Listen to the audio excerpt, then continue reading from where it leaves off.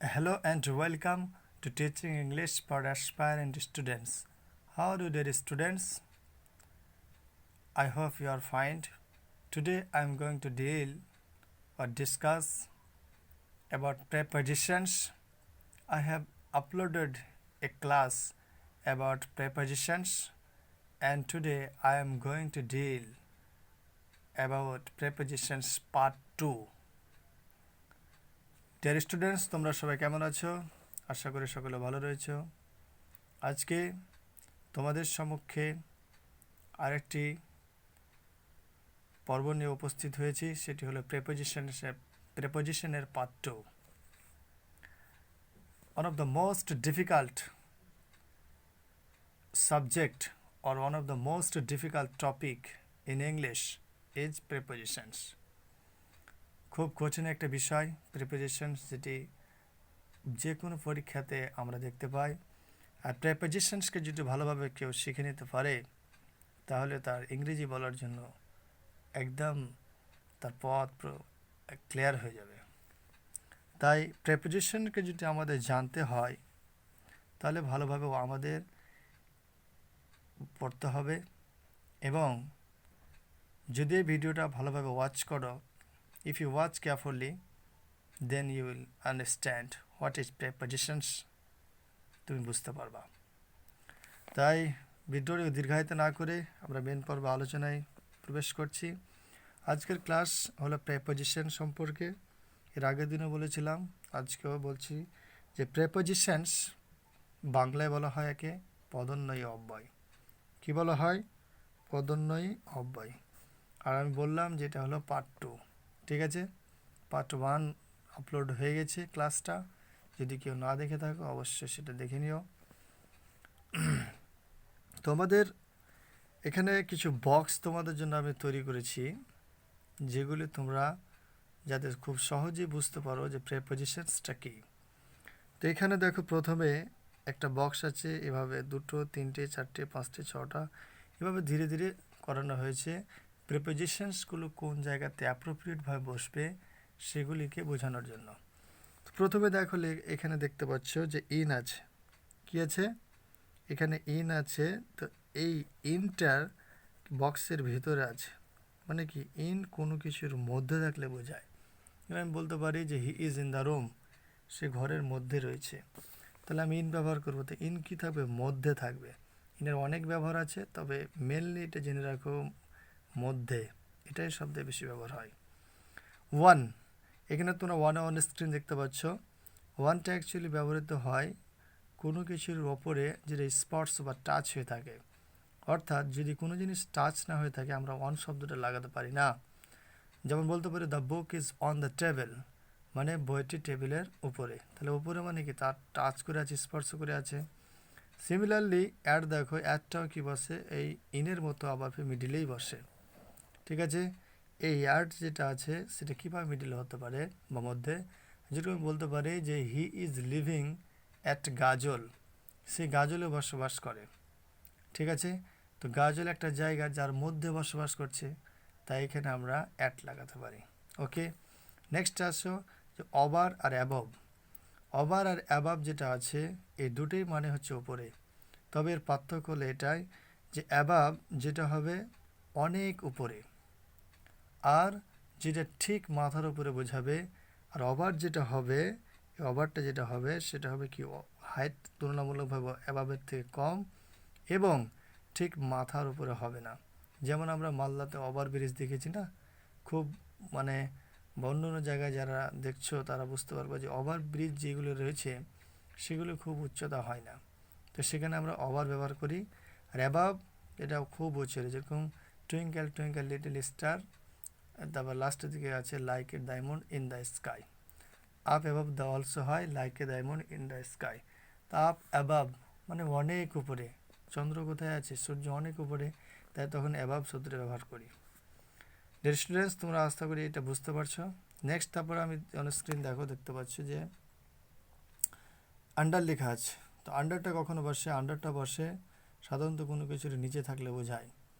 এখানে বিলো মানে নিচে, তবে আন্ডার মানে কোনটা নিচে? আন্ডার মানে কি কোনো কিছুর নিচে। যেমন বলতে পারি যে the cat is under the table, মানে টেবিলের নিচে ক্যাটটি আছে। তো বিড়ালটি যে টেবিলের নিচে আছে তার মধ্যে কি একটা গ্যাপ আছে।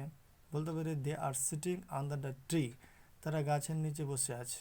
তো গাছের নিচে বসলে কি হয়, তার একদম নিচে বসতে হবে আর তার মিডলে একটা কি গ্যাপ থাকে, তাকে আন্ডার ব্যবহার হয়। বিলে কখন ব্যবহৃত হয়, বিলে ব্যবহৃত হয় বিশেষ করে তরল পদার্থকে বোঝানোর জন্য। জলের পরিমাণটা 1 গ্লাস ধরো জল আছে, জল থেকে অনেকটা নিচে নেমে গেছে, মানে 1 গ্লাস থেকে জলটা কমে গেছে, তখন এটাকে বিলো বলা হয়। নেক্সট এখানে আসো, যে এখানে নিয়ার দেওয়া আছে, তোমরা নিয়ার দেখে ভাবতে পারো যে নিয়ার কি প্রেপোজিশনস। হ্যাঁ, অবশ্যই নিয়ার প্রেপোজিশনস। এখানে 1 এবং 2 দিয়েছি বক্সের ভিতরে, দেখতে পাচ্ছ 1/2 নিয়ার, মানে কি 1 আর 2 যেটা আছে দুটা কি খুব নিকটে আছে বা পাশাপাশি রয়েছে। তারপরে এখানে দেখতে পাচ্ছ এইটা বক্সে আসো, যে বিসাইড, বিসাইড মানে পাশে, আর একটা বিসাইড বলে দিই বিসাইডস যেটা, সেটা মানে ছাড়া। তো বিসাইড মানে কি পাশে, যাকে নেক্সট বলা যেতে পারে, সেটা বিসাইড বসবে। ঠিক আছে, এবার বিহাইন্ড মানে পাশে, তো সেটা কি তো আগে সেটা যে বলছি। তো বিসাইড মানে কি পাশে বোঝালো, ঠিক আছে। এবার বিটুইন, বিটুইন কোনটা, এই জায়গাটা হলো বিটুইন। দেখো তোমরা দেখতে পাচ্ছ এই জায়গাটা থেকে এই জায়গাটা বিটুইন, মানে কি দুজনের মিডিলে যদি কোনো জিনিস থাকে, ধরো এটা একটা বস্তু বা মানুষ, যে কোনো একটা ব্যক্তি ধরে নাও, আর দুদিকে কোনো জিনিস আছে, যদি সে মধ্যখানে এই ব্যক্তিটা থাকে, তো বলতে হবে যে বিটুইন। আমি বলতে পারি যে Rahim is between the post office and the bank, Rahim কি আছে, ব্যাংক এবং পোস্ট অফিসের মিডিলে আছে, তখন বিটুইন ব্যবহার করব। মনে রাখার বিষয় যে অ্যামাং কখন বসবে, এখানে অ্যামাং দেখো, ধরো এটা একটা ব্যক্তি বা কোনো একটা জিনিস, আরে এদিকে অনেকগুলো জিনিস আছে, বিল্ডিং হতে পারে, ব্যাংক হতে পারে, পোস্ট অফিসের গাছ হতে পারে, যে কী করেছে তাকে মানে ঘিরে আছে, অ্যামাং বসবে। তো অ্যামাং আর বিটুইনের মধ্যে পার্থক্য কি, বিটুইনটা শুধু দুটার জন্য বসে, আর অ্যামাংটা কি দুইয়ের অধিক। ঠিক আছে, দুইয়ের অধিক যদি হয় তাহলে আমরা অ্যামাং বসাতে পারি। এবার দেখো অপোজিট, অপোজিটে কখন বসাবো, যখন এক অপরের বিপরীত মুখে থাকবে। এক অপরের দেখো একটা ট্রেন ধরো এদিক দিয়ে আসছে, আর একটা ট্রেন এদিক দিয়ে আসছে, মানে একটা উত্তর দিক থেকে দক্ষিণে যাচ্ছে, আর একটা কি দক্ষিণ দিক থেকে উত্তর দিকে যাচ্ছে, তখন আমরা কি করব, অপোজিট কথা প্রেপোজিশনটা ব্যবহার করব। নেক্সট এখানে তোমরা দেখতে পাচ্ছ অন স্ক্রিন যে বিহাইন্ড আছে। ঠিক আছে, বিহাইন্ড মানে হলো পাশে, তো বিহাইন্ড মানে পাশে নয় পেছনে। তো বিহাইন্ড মানে পেছনে, কেমন ব্যাক, যেমন ধরো যে he is behind the tree, সে কি আছে গাছের পেছনে আর রয়েছে।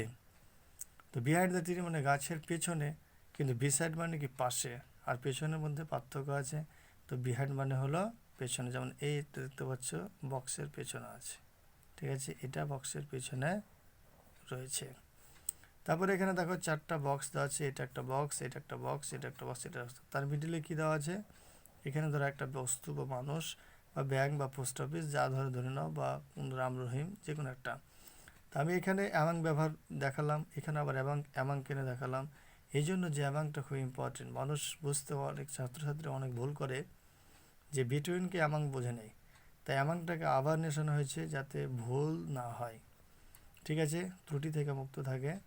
তো এখানে একটা বক্স, এখানে একটা বক্স, এখানে একটা বক্স, এখানে একটা বক্স, অর্থাৎ দুইয়ের অধিক ব্যক্তি বা বস্তুর মধ্যে বা যে কোনো জিনিসের মধ্যে যদি কোনো জিনিসকে আমরা রেফার করি, সেক্ষেত্রে আমরা কি অ্যামাং শব্দটি ব্যবহার করব, অ্যামাং প্রিপারেশনটি ব্যবহার করব। ডিয়ার স্টুডেন্টস, এখন আমরা আরেকটা গুরুত্বপূর্ণ একটা প্রিপোজিশনকে উঠিয়ে নিয়ে আসতেছি, আর সেটি হলো কি টু। টু এর ব্যবহার এত রয়েছে যে টু ছাড়া আমরা ইংরেজিতে একটা সেন্টেন্স, 2-4টা সেন্টেন্স পড়তে পারবো না, মানে এক কথায় টু এসে উপস্থিত হবেই। আর টু আর ইন আর ওয়ানের এতটা ব্যবহার যে এদের গুরুত্বকে বলা এত ভাষার মধ্যে বলা মুশকিল। তো টুটা দেখে নাও, এখানে টু এর কিছু কিছু ব্যবহার আছে যেগুলি খুবই প্রয়োজনীয়, এটি জেনে রাখলে টু এর ব্যবহার আয়ত্তের মধ্যেই। এখানে দেখো লেখা আছে ডিরেকশন, ডিরেকশন মানে দিক, দিক বোঝাবে টু এর মাধ্যমে। কেমন, দে ওয়াকড টু স্কুল, তারা স্কুলের দিকে হেঁটেছিল, কোন দিকে হাঁটছে, ডিরেকশন দিক, কোন দিকে, স্কুলের দিকে, তো একটা দিক বোঝালো, তাই টুটা হয়ে যাচ্ছে প্রেপোজিশন, প্রেপোজিশন। ওকে, আর এখানে স্কুলটা হচ্ছে নাউন। আমি বলেছিলাম প্রিপোজিশন কার আগে বসবে, নাউন অথবা প্রোনাউনের আগের দিকে বসবে। এখানে কার আগে বসেছে, নাউনের আগে, প্রোনাউনের আগের দিকে নয়। ঠিক আছে, তারপরে এখানে দেখো যে পারপাস মানে কি উদ্দেশ্য। তো কেমন উদ্দেশ্য? দেখো I came to see you, মানে আমি এসেছি কাকে? তোমাকে দেখার জন্য। I came to see you, আমি তোমাকে দেখতে এসেছি। একটা উদ্দেশ্য আছে কি না? পারপাস বোঝাচ্ছে। তাই এখানে এই টুটা বসেছে কার আগে? I I I came to see you, আমি তোমাকে দেখার জন্য এসেছি। তাই এখানে এটা টুটা হয়ে যাচ্ছে কি উদ্দেশ্যের জন্য ব্যবহার করা যেতে পারে। নেক্সট 3 নম্বরে দেখো যে টাইম, 1 হয়ে গেল, 2 হয়ে গেল, এবার 3 নম্বর। টাইম মানে কি বিফোর, মানে বাকি বোঝাতে পারে, সময় ব্যবহৃত হয়। যেমন বলতে পারি যে ইট ইজ 10 to 10, 10টা বাজতে 10 মিনিট দেরি। আমি এটা বলতে পারি যে ইট ইজ 10 to 11, মানে কি 11টা বাজতে 10 মিনিট দেরি। তারপর আমরা বলতেই পারি কোনো কিছু বাকি থাকলে আমরা কি করি? টু দিয়ে সেটাকে সম্পূর্ণ করতে পারি। তারপরে কম্প্যারিজন কীভাবে হয়? তুলনা। দেখো he is senior to me, say senior আমার থেকে। এটা কথা আমি বলতে পারি এ টুটাকে যে he is junior to me, he is senior to me, একই ব্যাপার। তারপর এখানে হয়ে গেল এটা আসে প্রেপোজিশন, প্রপোর্শন বলা হয় অনুপাত বাংলাতে। যেমন দেখতে পারো এখানে the team won by 3 goals to 2, মানে টিম যে উইন করেছে, তো এক দল দিয়েছে 3 গোল, আর এক দল দিয়েছে 2 গোল, তাহলে 1 গোলে জয় হয়েছে। তাহলে আমি বলতে পারি 3:2। এভাবে লেখার জন্য আমরা ইংরেজিতে লিখতে পারি the team won by 3 goals to 2। Okay, তারপরে এখানে লিমিট মানে কি শেষ। একটা যে কোনো লিমিট থাকে উচিত কি না, আমরা এমনিতে বলি। তো লিমিট মানে শেষ। কেমন শেষ? এক্সাম্পলটা দেখো, the thief was beaten to death, মানে কি থিপটাকে বা চোরটাকে মারতে মারতে কী হয়েছে? একদম মৃত্যুবরণ করেছে। তাহলে শেষ অবধি গেল কি না? তাই শেষ প্রান্ত বোঝানোর জন্য টু ব্যবহৃত হয়। ডিয়ার স্টুডেন্টস, তারপরে আরেকটা প্রিপারেশন আমরা উঠিয়ে নিয়ে এসেছি যেটা অধিক ব্যবহৃত হয়, ফর। ঠিক আছে, এই ফরটা সম্পর্কে আমরা আজকে জানব। ঠিক আছে, দেখো ফরে 1 নম্বর কী লেখা আছে যে পারপাস বা কজ। ফর অনেক সময় কি হয়? উদ্দেশ্য এবং কারণের জন্য ব্যবহৃত করা যায় ফর। ঠিক আছে, দেখো এক্সাম্পলটা, দে ওয়েন্ট ফর ওয়াক, তারা এসেছিল কিসের জন্য? হাঁটার জন্য। তো এটা একটা উদ্দেশ্য। তারপরে এখানে কজটা কি? কজটা এক্সাম্পলটা এটা দেখে নাও, ডাবল এক্সাম্পল আছে, একটা আছে পারপাস, এটা আছে কজ। রাম ইজ পানিশড, মানে রামকে শাস্তি দেওয়া হয়েছে। পানিশড মানে কি? শাস্তি। রাম ইজ পানিশড ফর মিসকন্ডাক্টের জন্য রামকে কী করা হয়েছে? পানিশ দেওয়া হয়েছে, শাস্তি দেওয়া হয়েছে। তো এই ফরটা কিসের জন্য ব্যবহৃত হলো? কজ, কারণের জন্য। মানে একটা খারাপ মিসকন্ডাক্ট করেছে, তার জন্য কাকে পানিশ দেওয়া হয়েছে। এটা 1 নম্বর হয়ে গেল। 2 নম্বরটা কি? The period of time. For ব্যবহৃত হয় পিরিয়ড অফ টাইমের জন্য। কেমন বোঝায়? যে I have not seen you for years, মানে কি একটা পিরিয়ড বা টাইম বোঝাচ্ছে, একটা সময় বোঝাচ্ছে, কতটা থেকে কতটা। তো বলছে আই হ্যাভ নট সিন, আমি তোমাকে দেখিনি, ফর ইয়ার্স, 1 বছর ধরে, নট ইয়ার্স হবে না, ইয়ার হবে, ফর ইয়ার, 1 বছর ধরে তোমাকে আমি দেখিনি। তো এখানে একটা সময় বোঝালো 1 বছর, একটা সময় বোঝালো কি না? তাহলে পিরিয়ড অফ টাইম বোঝালে আমরা অফের ব্যবহার করতে পারি। ওকে ডিয়ার স্টুডেন্টস, 3 নম্বরে আমরা এখানে লেখা আছে অন বিহেভ অফ, মানে কারোর পক্ষ থেকে। যেমন বলি হি স্পোক, মানে সে কথা বলেছিল, ফর হিজ ফ্রেন্ড, তার বন্ধুর জন্য। হি স্পোক ফর, এখানে ফরটা হলে প্রেপোজিশন। ঠিক আছে, হিজ ফ্রেন্ড মানে তার বন্ধুর জন্য, এখানে ফর প্রিপারেশন ছিল। He spoke for his friend, সে তার বন্ধুর জন্য কথা বলেছিল। তখন বিহেভ অফ হলো কি না, মানে সে নিজের জন্য বলেনি, তার বন্ধুর জন্য বলেছে। আমরা অনেক সময় নিজের বন্ধুর জন্য রিকোয়েস্ট করি বা কথা বলি। তারপরে এখানে 4 নম্বর দেখো যে ইন স্পাইট অফ।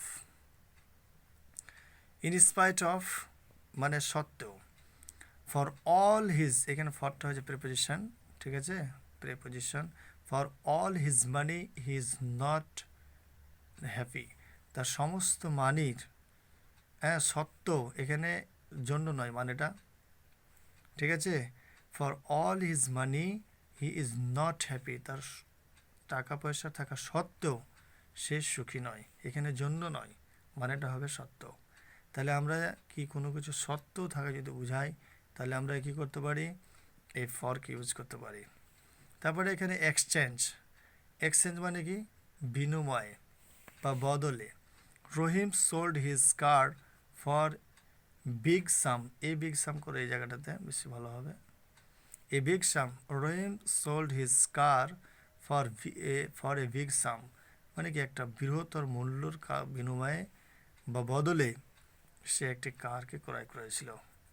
তাহলে এখানে বলতে পারি না যে সে টাকার জন্য বা বড় অ্যামাউন্টের জন্য সে কার ক্রয় করেছিল, এটা ভুল। আমাদের বলতে হবে বিনিময় বা বদলে। তাহলে আমরা এক্সচেঞ্জ অর্থাৎ বিনিময় বা বদলে আমরা ফরটাকে ব্যবহার করতে পারি, এই ফর প্রিপোজিশনকে। ঠিক আছে, তাহলে আমরা Rahim sold his car for a big sum, Rahim তার কার ক্রয় করেছিল, ঠিক আছে, ফর এ বিগ সাম একটা বিগ মানিতে বা টাকাতে, ঠিক আছে জন্য। এটা বলাটা ভুল, এখানে বলতে হবে বিনিময়। কথাটা কি হবে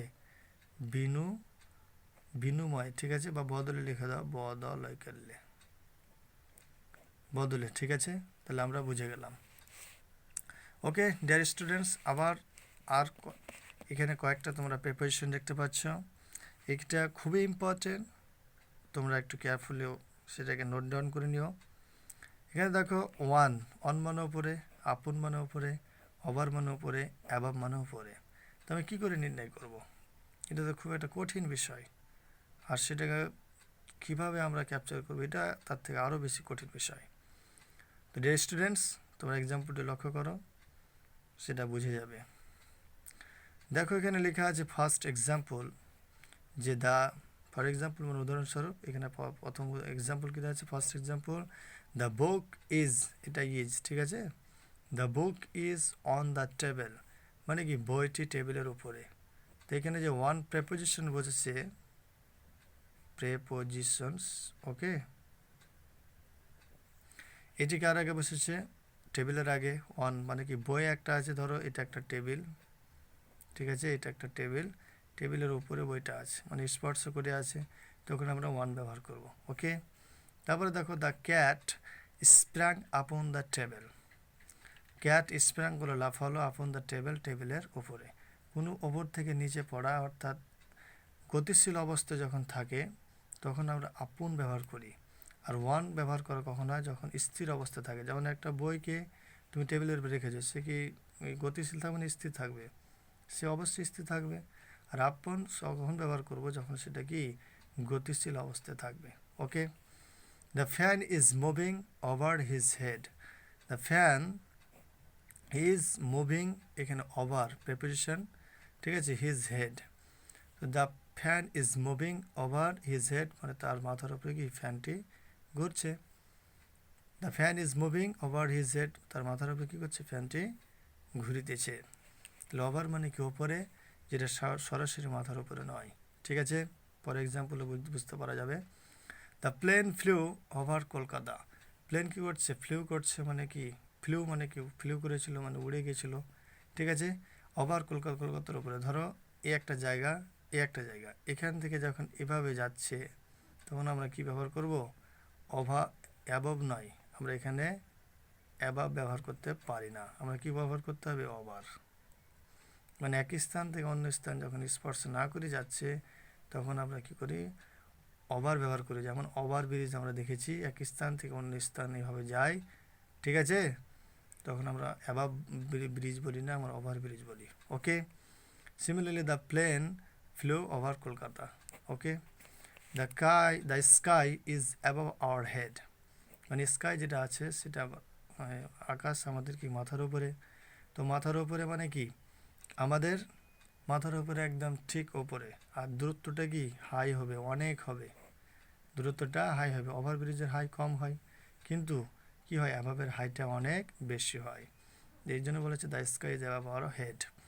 the fan is moving just above my head, এখানে আবার দেখো the fan is moving just above preposition, ঠিক আছে, প্রেপোজিশন মাই হেড মানে ফ্যানটাকে ঠিক আমার মাথার উপরে ঘুরছে। যদি কোন জিনিস তার ঠিক মাথার উপরে বোঝায় যে তার মাথার উপরে ঘুরছে, তাহলে আমরা কি করব, সেখানে অ্যাবাভ শব্দটি ব্যবহার করতে পারি। মানে ঠিক যদি মাথার উপরে হয় একদম, আর যদি সে দূরত্বটা কম হয় তবু আমরা অ্যাবাভটাকে ব্যবহার করতে পারি। ডিয়ার স্টুডেন্টস, আশা করি তোমাদের আজকের আলোচনাটা বুঝে এসেছে।